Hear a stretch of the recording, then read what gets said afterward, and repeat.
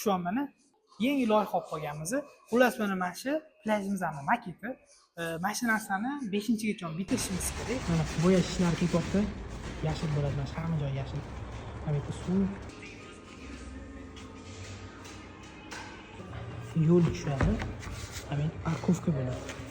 Mana taxminan mana shunaqa ko'rinishda bo'ladi kottejning joylashuvi. 5-gacha ulgura olmaymiz. O'zgartirish kiritildi. Yerni kesib, suvni kengaytiradigan bo'ldik.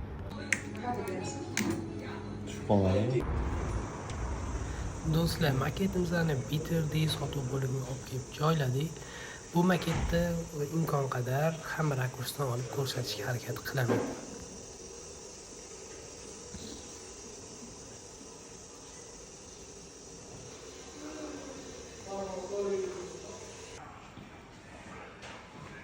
Do'stlar, maketimiz yoqqan bo'lsa, like bosinglar, izohlarda fikringizni yozib qoldiringlar, tanishlarga gap jo'ratib qo'yinglar. Shu orqali bu kontentimiz rivojlanishiga, bu ishlarimizni maksimal darajada insonlar ko'proq ko'rishiga hissa qo'shgan bo'lasizlar.